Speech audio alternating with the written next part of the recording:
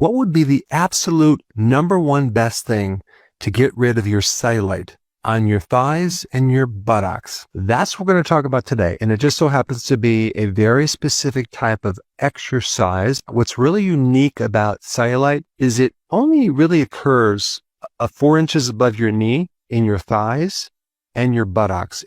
Cellulite does not occur in your stomach, arms, or breast tissue. What's even more interesting is really understanding what cellulite really is. If you were to kind of go into the tissue and look underneath the skin, you have this layer of muscle, then you have a fat layer, then you have a sheet of connective tissue that's called fascia. But what cellulite is a disruption of this connective tissue fascia, and then the fat kind of comes up, and then it becomes very, very unorganized. But the big question is why? What happened to that layer of connective tissue that's supposed to be there? Many people for many years had a confusion that cellulite was just a fat problem when it's really not. There's actually an enzyme that dissolves collagen, and there's too much of it. The primary trigger of that is going through your menstrual cycle. Because when you think about it, when you go through a menstrual cycle, you have to have this enzyme be released to create shedding of part of your uterus every single month. And so to create that shedding, you have this enzyme release that comes up, gets rid of the collagen, and then you grow back another layer. Well, that's all interesting, but now what do we do about it? Do we just start eating more collagen to get that connective tissue layer back? No, that's not going to remove the cellulite. In fact, what you want to do is you want to put back that connective tissue layer to keep everything nice and tight and toned. But if you just focus on losing weight without building the collagen, you're still going to have the cellulite. And if you start eating more collagen, it'll provide more collagen material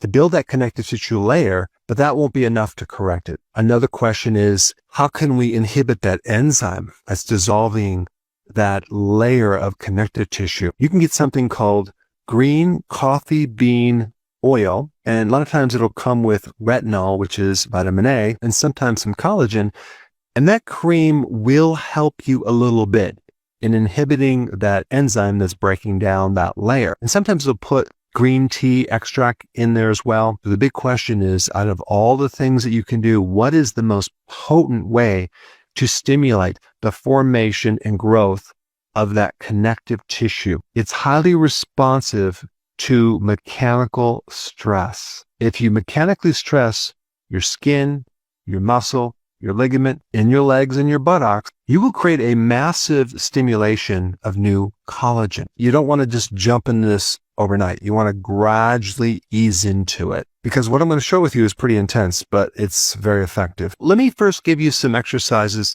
that you would do to work up to what I'm going to tell you. We're trying to stimulate some new layers of connective tissue around your muscles and your fat to give some more shape and tone to your legs and buttocks. So there's 2 simple exercises that I'm going to recommend to start with. And this would be a combination of slow squats, like 4 seconds going down and then 2 seconds going up. And just do like 3 sets of 10 reps. Do that every day. And the other exercise that I would alternate with would be step down lunges. You can do one leg at a time and then you alternate. But this will really target the buttocks, the thigh, and you can simply start off with 3 sets of 10 reps of each of those exercises going back. And I would just do these twice a week. Of course, if you do them once and you're really, really sore, you might have to wait, 3 or 4 or 5 days to sometimes up to a week before you heal. I don't want you to do these on top of soreness. We want to let the recovery occur because we're building collagen, and you might not have anything left. And in that case, you're going to do it this very gradual and work into it over a period of weeks or even months. There's a lot of other things you can do depending on your fitness. You can do